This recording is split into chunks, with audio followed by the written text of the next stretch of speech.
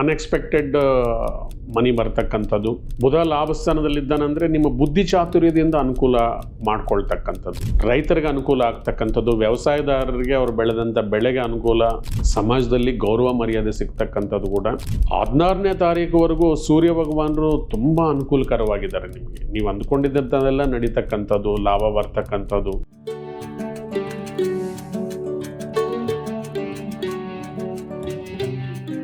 ಓಂ ಶ್ರೀ ಗಣೇಶಾಯ ನಮಃ. ಓಂ ಶ್ರೀ ಗುರುಭ್ಯೋ ನಮಃ. ಓಂ ಶ್ರೀ ಸರಸ್ವತೈ ನಮಃ. ಮಾತೃದೇವೋಭವ. ತತ್ವಮಸಿ ಚಾನಲ್ ಪ್ರೇಕ್ಷಕರಿಗೆ ನಿಮ್ಮ ವೆಂಕಟರಾಘವನ್ ಮಾಡ್ತಕ್ಕಂಥ ನಮಸ್ಕಾರಗಳು. ಪ್ರೇಕ್ಷಕರು, ಇದು ಉಡುಪಿ ನ್ಯೂಮರಾಲಜಿ ಅಂಡ್ ಅಸ್ಟ್ರಾಲಜಿ ಕಾರ್ಯಕ್ರಮ. ನಮ್ಮ ಚಾನಲನ್ನು ನೀವು ಚೆನ್ನಾಗಿ ಆಧರಿಸ್ತಾ ಇದ್ದೀರಿ. ನಿಮ್ಮೆಲ್ಲರಿಗೂ ಕೂಡ ಹೃತ್ಪೂರ್ವಕ ಧನ್ಯವಾದಗಳು. ಇದು ಮಾಸ ಭವಿಷ್ಯ, ಜುಲೈ 2026 ಮಾಸ ಭವಿಷ್ಯ. ಈ ಮಾಸ ಭವಿಷ್ಯ ಮಾಡೋಕ್ಕೆ ಮೊದಲು ಗ್ರಹಗಳ ಒಂದು ಸಂಚಾರ ಯಾವ ಥರ ಇದೆ ನೋಡ್ಕೊಂಡು ಹೋಗೋಣ ಬನ್ನಿ. ಮೊದಲನೇದಾಗಿ ಗುರು ಭಗವಾನರು ಕರ್ಕಾಟಕ ರಾಶಿಯಲ್ಲಿ ಉಚ್ಚರಾಗಿದ್ದಾರೆ. ಶನಿ ಭಗವಾನರು ಮೀನ ರಾಶಿಯಲ್ಲಿ ಸಂಚಾರ ಮಾಡ್ತಾ ಇದ್ದರೆ, ರಾಹು ಕುಂಭ, ಕೇತು ಭಗವಾನರು ಸಿಂಹ ರಾಶಿಯಲ್ಲಿದ್ದಾರೆ. ಅದೇ ರೀತಿ ಶುಕ್ರ ಸಿಂಹರಾಶಿ ಕೇತು ಜೊತೆಗೆ ಇದ್ದರೆ, ಬುಧರು ವಕ್ರವಾಗಿ 7ನೇ ತಾರೀಕಿಂದ 24ನೇ ತಾರೀಕುವರೆಗೂ ಸ್ವಂತ ರಾಶಿಯಾಗಿರ್ತಕ್ಕಂಥ ಮಿಥುನ ರಾಶಿಯಲ್ಲಿ ಜರ್ನಿ ಮಾಡ್ತಾ ಇದ್ದಾರೆ. ಕುಜ ಭಗವಾನರು ಭೂಮಿಕಾರಕರಾಗಿ ಭೂಸ್ಥಾನವಾಗಿರ್ತಕ್ಕಂಥ ವೃಷಭ ರಾಶಿಯಲ್ಲಿ ಜುಲೈ ಪೂರ್ತಿ ಸಂಚಾರ ಮಾಡ್ತಾ ಇದ್ದಾರೆ. ಉಳಿದಂಗೆ ಸೂರ್ಯ ಭಗವಾನರು ಮಿಥುನ ರಾಶಿಯಲ್ಲಿ 16ನೇ ತಾರೀಕುವರೆಗೂ ಇದ್ದು, 16ನೇ ತಾರೀಕು ನಂತರ ಕರ್ಕಾಟಕ ರಾಶಿಗೆ ತನ್ನ ಜರ್ನಿಯನ್ನು ಮುಂದುವರಿಸ್ತಾ ಇದ್ದಾರೆ. ಈ ಕಾರ್ಯಕ್ರಮದಲ್ಲಿ ಮುಖ್ಯವಾಗಿ ಎಲ್ಲರೂ ನನಗೆ ಫೋನ್ ಮಾಡಿ ಕೇಳ್ತಕ್ಕಂಥದ್ದು ಏನಂದರೆ, ಆರೋಗ್ಯದ ವಿಚಾರವಾಗಿ ಸುಮಾರು ಜನ ಕೇಳ್ತಾ ಇರ್ತಾರೆ, ಗುರುಗಳಿಗೆ ನಮ್ಗೆ ಆರೋಗ್ಯ ಚೆನ್ನಾಗಿಲ್ಲ, ಏನು ಮೆಡಿಸಿನ್ ತೊಗೊಂಡ್ರು ಆಗ್ತಾ ಇಲ್ಲ ಅಂತ. ಇದರಲ್ಲಿ ಒಂದು ಭಾಗವಾಗಿ ಎಲ್ಲರೂ ಕೇಳೋ ಅಂಥದ್ದು ಡಯಾಬಿಟಿಕ್, ಶುಗರ್ ಬಗ್ಗೆ ಎಲ್ಲರೂ ಕೇಳ್ತಾ ಇರ್ತಾರೆ. ಸ್ವಾಮಿ, ನಮಗೆ ಶುಗರ್ ಜಾಸ್ತಿ ಇದೆ, 400 ಇದೆ, 300 ಇದೆ, ಕಡಿಮೆ ಆಗ್ತಾ ಇಲ್ಲ, ನಮ್ಮ ಮನೆಯಲ್ಲಿ 2-3 ಈ ಥರ ಎಲ್ಲರೂ ಶುಗರ್ ವಿಚಾರವಾಗಿ ಯಾವತ್ತು ದೇಶ ಸಮಸ್ಯೆಯಿಂದ ಬಳಲ್ತಾ ಇದೆ. ಇದಕ್ಕಾಗಿ ನಾನು ಒಂದು ಮುಖ್ಯವಾದಂಥ ಒಂದು ಟೆಂಪಲನ್ನು ನಿಮ್ಮ ಮುಂದೆ ಹೇಳ್ತಾ ಇದ್ದೀನಿ ಇವತ್ತು. ಇದು ವೈಜ್ಞಾನಿಕವಾಗಿ ಪ್ರೂವ್ ಆಗಿರ್ತಕ್ಕಂಥ ಟೆಂಪಲ್ಲು. ಈವನ್ ಡಾಕ್ಟರ್ಸ್ಗೆ ಸೈನ್ಸ್ ಕೂಡ ಅತೀತವಾಗಿರ್ತಕ್ಕಂಥ ದೇವಸ್ಥಾನ. ಡಾಕ್ಟರ್ಸ್ಗಳೇ ಹೋಗಿ ಈ ದೇವಸ್ಥಾನಕ್ಕೆ ಹೋಗಿ ಬಂದಿದ್ದಾರೆ. ಅವ್ರಿಗೆಲ್ಲ ಶುಗರಲ್ಲಿ ಕಮ್ಮಿ ಆಗ್ತಾ ಇದೆ. ಈ ಟೆಂಪಲ್ ಬಂದು ತಮಿಳ್ನಾಡಲ್ಲಿರುತ್ತೆ. ವೆನ್ನಿ ಕರುಂಬೇಶ್ವರ ಟೆಂಪಲ್ ಅಂತ. ನಿಡಮಂಗಲ್ ಅಂತಕ್ಕಂಥ ಸ್ಥಳಕ್ಕೆ ಹತ್ರದಲ್ಲಿರುತ್ತೆ, ನಿಡಮಂಗಲಂ ಜಾಗಕ್ಕೆ ಹತ್ರದಲ್ಲಿರ್ತಕ್ಕಂಥ ಈ ವೆನ್ನಿ ಕರುಂಬೇಶ್ವರ ಟೆಂಪಲ್. ಇಲ್ಲಿ ಹೋಗಿ ವಿಧಿವಿಧಾನಗಳಂತೆ ನೀವು ಸ್ವಾಮಿ ಸೇವೆಗಳನ್ನು ಅಲ್ಲಿ ಮಾಡಿ, ದೇವಸ್ಥಾನದ ಹತ್ರದಲ್ಲಿ ಇರ್ತಕ್ಕಂಥ ಈ ಕಪ್ಪು ಇರುವೆಗಳಿಗೆ ಸಕ್ಕರೆ ಹಾಕಿ ಬಂದರೆ ಸಕ್ಕರೆ ಕಾಯಿಲೆ ಕಮ್ಮಿ ಆಗುತ್ತೆ. ಇದು ನೋಡಿ, ಸಕ್ಕರೆ ಅಂದ್ರೇ ಸಕ್ಕರೆ ಜಾಸ್ತಿ ಆಗೋವಂಥದ್ದು. ಆದರೆ ಇದೇ ಸಕ್ಕರೆಯನ್ನು ಅಲ್ಲಿರ್ತಕ್ಕಂಥ ಕಪ್ಪು ಇರುವೆಗಳಿಗೆ ಸ್ವಾಮಿ ದರ್ಶನ ಮಾಡ್ಕೊಂಡು ಸೇವೆ ಮಾಡಿ ಕಪ್ಪು ಇರುವೆಗಳಿಗೆ ಸಕ್ಕರೆ ಹಾಕೋದ್ರಿಂದ ಶುಗರ್ ಕಾಯಿಲೆ ಅಂತಕ್ಕಂಥದ್ದು ಕಂಟ್ರೋಲ್ಗೆ ಬರ್ತಾ ಇದೆ, ನಾರ್ಮಲ್ ಆಗ್ತಾ ಇದೆ ಅಂತ ಪ್ರೂವ್ ಆಗಿದೆ. ಯಾವ ವಿಜ್ಞಾನಕ್ಕೂ ಕೂಡ ಅತೀತವಾಗಿರ್ತಕ್ಕಂಥ ಈ ಕ್ಷೇತ್ರವನ್ನು ಯಾರ್ಯಾರು ಕಷ್ಟಗಳಿಂದ ಅನುಭವಿಸ್ತಾ ಇದ್ದೀರಿ, ಈ ಸಕ್ಕರೆ ಕಾಯಿಲೆ ಅಂತಕ್ಕಂಥ ಕಾಯಿಲೆಯಿಂದ, ಒಮ್ಮೆಯಾದರೂ ನೀವು ಅಲ್ಲಿ ಹೋಗಿ ಭೇಟಿ ಕೊಟ್ಬಿಟ್ಟು ಸ್ವಾಮಿ ದರ್ಶನ ಪಡ್ಕೊಂಡು ಆ ಪರಮೇಶ್ವರನ ದರ್ಶನ ಮಾಡಿ ಸ್ವಾಮಿ ಸೇವೆ ಮಾಡಿ ಅಲ್ಲಿರ್ತಕ್ಕಂಥ ಕಪ್ಪು ಇರುವೆಗಳಿಗೆ ನೀವು ಸಕ್ಕರೆಯನ್ನು ಹಾಕಿ ಬಂದರೆ ಸಕ್ಕರೆ ಕಾಯಿಲೆ ಕಮ್ಮಿ ಆಗತ್ತೆ ಅಂತ ಸಾಕಷ್ಟು ಜನ ಹೇಳಿದ್ದಾರೆ. ನೀವು ಕೂಡ ಒಮ್ಮೆ ಪ್ರಯತ್ನ ಮಾಡಿ. ಮುಂದಿನ ರಾಶಿ ಸಿಂಹರಾಶಿ. ಸಿಂಹರಾಶಿಯವರಿಗೆ ಲಾಭಸ್ಥಾನದಲ್ಲಿ ಬುಧ, ಅನ್ಎಕ್ಸ್ಪೆಕ್ಟೆಡ್ ಮನಿ ಬರ್ತಕ್ಕಂಥದ್ದು. ಬುಧ ಲಾಭಸ್ಥಾನದಲ್ಲಿದ್ದಾನಂದರೆ ನಿಮ್ಮ ಬುದ್ಧಿ ಚಾತುರ್ಯದಿಂದ ಅನುಕೂಲ ಮಾಡ್ಕೊಳ್ತಕ್ಕಂಥದ್ದು. ಆದರೆ ನೀವು ಓವರ್ ಆಗಿ ನಿಮ್ಮ ಟ್ಯಾಲೆಂಟನ್ನು ತೋರಿಸ್ಕೊಳ್ಳೋಕೆ ಹೋಗಬೇಡಿ. ಬುಧ ವಕ್ರವಾಗಿದ್ದಾರೆ, ನಿಮಗೆ ಉಲ್ಟಾ ಪಲ್ಟಾ ಮಾಡ್ತಾರೆ ನಿಮ್ಮ ಮಾತಿನಲ್ಲಿ. ಆದರೂ ಸಹ ಬುಧ ಲಾಭಸ್ಥಾನದಲ್ಲಿರೋದರಿಂದ ವ್ಯವಹಾರಗಳಲ್ಲಿ ಜಯ ಪಡ್ಕೊಳ್ತೀರಿ. ಮತ್ತು ಸಿಂಹರಾಶಿ ಬಂದು ರಾಜಕೀಯಕ್ಕೆ ಸಂಬಂಧಿಸಿರ್ತಕ್ಕಂಥ ರಾಶಿ. ರಾಜಕೀಯ ನಾಯಕರು ಯಾರ್ಯಾರು ಸಿಂಹರಾಶಿಯಲ್ಲಿ ಇರ್ತಾರೋ ಅವ್ರಿಗೂ ಕೂಡ ಯಾವುದೋ ಒಂದು ರೀತಿಯಲ್ಲಿ ಬೆನಿಫಿಟ್ ಆಗ್ತಕ್ಕಂಥದ್ದು, ಸರ್ಕಾರದ ಸೇವೆ ಮಾಡ್ತಾ ಇರೋರಿಗೂ ಅನುಕೂಲ ಆಗ್ತಕ್ಕಂಥದ್ದು. ಮತ್ತು ನಿಮಗೆ ಕರ್ಮಸ್ಥಾನದಲ್ಲಿ ಭೂಸ್ಥಾನದಲ್ಲಿ ಭೂಮಿಪುತ್ರ ಕುಜ ಇರೋದರಿಂದ ಭೂಮಿಯಿಂದ ಲಾಭ, ರೈತರಿಗೆ ಅನುಕೂಲ ಆಗ್ತಕ್ಕಂಥದ್ದು, ವ್ಯವಸಾಯದಾರರಿಗೆ ಅವರು ಬೆಳೆದಂಥ ಬೆಳೆಗೆ ಅನುಕೂಲ, ಒಳ್ಳೆ ಬೆಲೆ ಸಿಗ್ತಕ್ಕಂಥದ್ದು, ಭೂಮಿಗೆ ಬೆಲೆ ಸಿಗ್ತಕ್ಕಂಥದ್ದು, ಗೌರ್ಮೆಂಟಿಂದ ಕಾಂಪನ್ಸೇಷನ್ ನಿಮ್ಮ ಭೂಮಿಗೆ ಸಿಗ್ತಕ್ಕಂಥದ್ದು, ಇದೆಲ್ಲ ಕೂಡ ಚೆನ್ನಾಗಿದೆ. ಕುಜಭಗವಾನರು ಕರ್ಮಸ್ಥಾನದಲ್ಲಿದ್ದಾರೆ, ನಿಮಗೆ ಯೋಗಕಾರಕರು, ಅವರು ನಿಮಗೆ ಭಾಗ್ಯಾಧಿಪತಿ ಕೂಡ ಹೌದು. ಸೊ ಭಾಗ್ಯಾಧಿಪತಿ ನಿಮಗೆ ಕರ್ಮಸ್ಥಾನದಲ್ಲಿದ್ದಾರೆ ಅಂದರೆ ಇದನ್ನು ಕರ್ಮ ಧರ್ಮಾಧಿಪತಿ ಯೋಗ ಅಂತ ಕರಿತೀವಿ. ಅಂದರೆ ಉದ್ಯೋಗದಲ್ಲಿ ಅನುಕೂಲಗಳಾಗ್ತಕ್ಕಂಥದ್ದು, ಉದ್ಯೋಗದಲ್ಲಿ ಉನ್ನತ ಮಟ್ಟಕ್ಕೆ ಏರ್ತಕ್ಕಂಥದ್ದು, ಸಮಾಜದಲ್ಲಿ ಗೌರವ ಮರ್ಯಾದೆ ಸಿಗ್ತಕ್ಕಂಥದ್ದು ಕೂಡ ನಿಮ್ಗೆ ಅದೇ ಅಷ್ಟಮದಲ್ಲಿರ್ತಕ್ಕಂಥ ಶನಿ ಭಗವಾನರು ಕೆಲಸ ಕಾರ್ಯಗಳನ್ನು ವಿಳಂಬ ಮಾಡ್ತಾ ಇದ್ದಾರೆ, ಕೈಗೆ ಬಂದಿದ್ದನ್ನು ತಪ್ಪಿಸ್ತಾ ಇದ್ದಾರೆ. ಅದರಿಂದ ಶನಿ ಭಗವಾನರ ಆರಾಧನೆ ಮಾಡ್ತಾ ಬನ್ನಿ.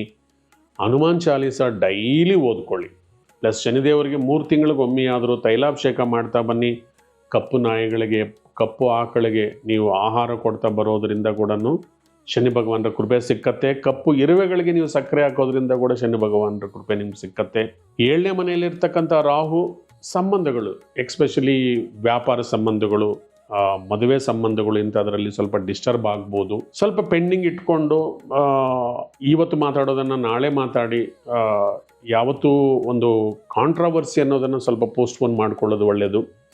ವ್ಯಯಸ್ಥಾನದಲ್ಲಿ ಗುರು ಭಗವಾನರಿದ್ದಾರೆ. ಗುರು ಉಚ್ಚರಾಗಿರೋದ್ರಿಂದ ತೀರ್ಥ ಕ್ಷೇತ್ರ ದರ್ಶನ ಅಂತ, ಜಲರಾಶಿಯಲ್ಲಿ ಗುರು 12ನೇ ಮನೆಯಲ್ಲಿದ್ದರೆ, ಮೋಕ್ಷ ಸ್ಥಾನದಲ್ಲಿ ಭಕ್ತಿ ಸ್ಥಾನದಲ್ಲಿ ಗುರು ಭಗವಾನರು ಇರೋದರಿಂದ ಉಚ್ಚರಾಗಿ ನೀವೇನಾದ್ರೂ ಏನು ತೀರ್ಥ ಕ್ಷೇತ್ರಗಳ ದರ್ಶನ ಮಾಡ್ತಕ್ಕಂಥದ್ದು, ಇದಕ್ಕೆ ಮೊದಲು ನೀವು ನೋಡದೇ ಇರತಕ್ಕಂಥ ದೇವರ ದರ್ಶನ ಆಗೋದು, ಪುಣ್ಯ ನದಿಗಳ ಸ್ನಾನ, ಇದೆಲ್ಲ ಕೂಡ ನಿಮ್ಗೆ ಸಿಗ್ತಕ್ಕಂಥ ಭಾಗ್ಯ ಇದೆ.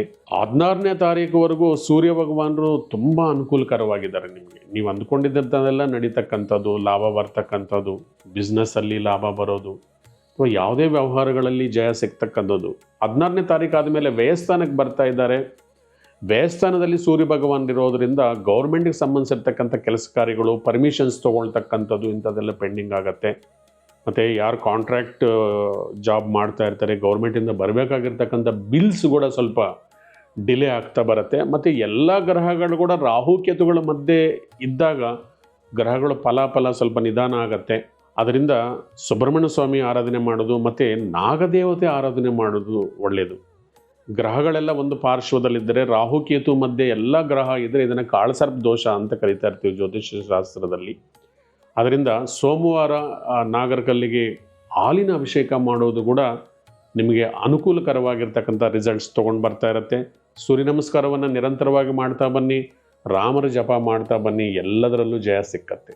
ಮತ್ತು ಈ ಕಾರ್ಯಕ್ರಮ ಮುಕ್ತಾಯ ಮಾಡೋಕ್ಕೆ ಮೊದಲು ನಾನು ವಾಸ್ತು ಟಿಪ್ಸನ್ನು, ಉಡುಪಿ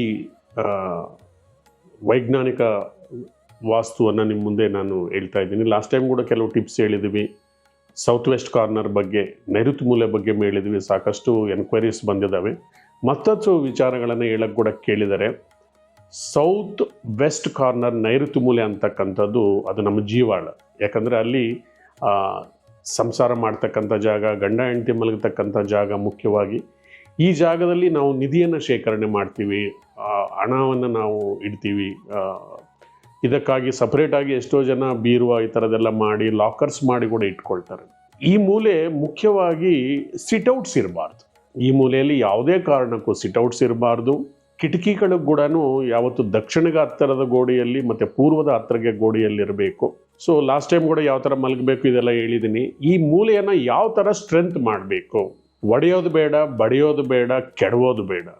ಆದರೆ ಸರಳ ಉಪಾಯಗಳಿಂದ ಇದನ್ನು ನಾವು ಇರ್ತಕ್ಕಂಥ ಲೋಪದೋಷಗಳನ್ನು ಯಾವ ಥರ ಸರಿಪಡಿಸ್ಕೋಬೋದು ಅಂತಕ್ಕಂಥ ವಿಚಾರ.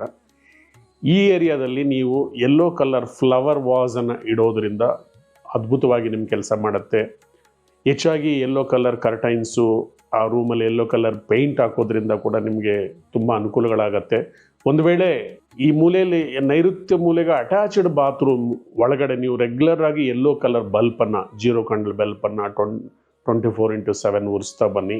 ಶನಿವಾರ ಹೊತ್ತು ರಾಕ್ ಸಾಲ್ಟ್ ಚೆಲ್ಬಿಟ್ಟು ಟಾಯ್ಲೆಟಲ್ಲಿ ಭಾನುವಾರ ಕ್ಲೀನ್ ಮಾಡೋದ್ರಿಂದ ಕೂಡ ಅಲ್ಲಿರ್ತಕ್ಕಂಥ ನೆಗೆಟಿವ್ ಕ್ಲಿಯರ್ ಆಗ್ತಾ ಬರುತ್ತೆ.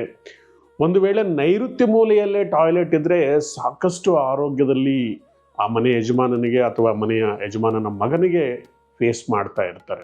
ನೈಋತ್ಯ ಮೂಲೆಯಲ್ಲಿ ಟಾಯ್ಲೆಟ್ ಇರಲೇಬಾರ್ದಂತ ಎಲ್ಲರೂ ಹೇಳ್ತಾರೆ. ಒಂದು ವೇಳೆ ಈ ಥರ ಇದ್ದರೆ ಇದನ್ನು ಬಡ್ಬಡಿಸ್ಕೋಬೇಕಂದ್ರೆ ಯೆಲ್ಲೋ ಕಲರ್ ಬಲ್ಪ್ ಹಾಕಿ ಮತ್ತು ಆ ಟಾಯ್ಲೆಟ್ ಸೀಟ್ ಸುತ್ತು ಬ್ರಾಸ್ ಸ್ಟ್ರಿಪ್ಪನ್ನು ಸುತ್ತಲೂ ಹಾಕೋದ್ರಿಂದ ಕೂಡ ನೆಗೆಟಿವ್ ಎನರ್ಜಿ ಕಮ್ಮಿ ಆಗುತ್ತೆ. ಮತ್ತು ಸಾಕಷ್ಟು ಉದ್ಯೋಗ ಅವಕಾಶಗಳಿಲ್ದಿರೋ ಒದ್ದಾಡ್ತಾ ಇರೋರು ನೈಋತ್ಯ ಮೂಲೆಯಲ್ಲಿ ಫ್ಲೈಯಿಂಗ್ ಈಗಲ್ ಆ ಚಿತ್ರ ಅಥವಾ ಒಂದು ಬ್ರಾಸ್ ಮೆಟಲ್ದೊಂದು ಚಿತ್ರವನ್ನು ತಂದಿಟ್ಕೊಂಡಿದ್ರು ಕೂಡ ನಿಮಗೆ ಸಾಕಷ್ಟು ಅವಕಾಶಗಳಿರುತ್ತೆ. ಈ ಮೂಲೆಯಲ್ಲಿ ಯಾವುದೇ ಕಾರಣಕ್ಕೂ ಕೂಡ ಮಿರರ್ ಇರಬಾರ್ದು. ಒಂದು ವೇಳೆ ಪಿಲ್ಲರ್ ಏನಾದರೂ ಆಚೆ ಬಂದಿದ್ರೆ, ನೈಋತ್ಯ ಮೂಲೆಯಲ್ಲಿ ಬಿಲ್ಡಿಂಗ್ ಪಿಲ್ಲರ್ ಒಳಗಡೆ ಬಂದಿದ್ರೆ ಅಲ್ಲಿ 2x4 ಮಿರರನ್ನು ನೀವು ಅಳವಡಿಸ್ಕೊಳ್ಳೋದ್ರಿಂದ ಕೂಡ ಈ ನೈಋತ್ಯ ಮೂಲೆ ಸ್ಟ್ರೆಂತ್ ಬರುತ್ತೆ. ಆವಾಗ ಮನೆಯಲ್ಲಿ ಗಂಡ ಹೆಂಡತಿ ಸಂಬಂಧಗಳು ಚೆನ್ನಾಗಿದ್ದು ಮಕ್ಕಳ ಭವಿಷ್ಯತ್ತು ಕೂಡ ಚೆನ್ನಾಗಿ ಆಗ್ತಾ ಬರ್ತಾ ಇರುತ್ತೆ. ಇನ್ನೂ ಸಾಕಷ್ಟು ಪರಿಹಾರಗಳನ್ನು ಮುಂದಿನ ಬರ್ತಕ್ಕಂಥ ಎಪಿಸೋಡ್ಗಳಲ್ಲಿ ನಾನು ಹೇಳ್ತಾ ಬರ್ತೀನಿ. ಈ ಸರಳ ಉಪಾಯಗಳನ್ನು ನೀವು ಮಾಡ್ಕೊಳ್ತಾ ಬನ್ನಿ, ತುಂಬ ಒಳ್ಳೆಯದಾಗತ್ತೆ. ಎಲ್ಲರಿಗೂ ನಮ್ಮ ಕಾರ್ಯಕ್ರಮ ವೀಕ್ಷಣೆ ಮಾಡೋರು ಎಲ್ಲರಿಗೂ ಕೂಡ ಭಗವಂತ ಆಯುರ ಆರೋಗ್ಯ ಐಶ್ವರ್ಯ ಕೊಟ್ಟು ನಿಮ್ಮನ್ನು ಕಾಪಾಡಲಿ. ಸರ್ವೇ ಜನ ಸುಖಿನೋ ಭವಂತು. Thank you very much. ಬರೋ ತಿಂಗಳು ನಮ್ಮ ಭೇಟಿ. ಧನ್ಯವಾದ.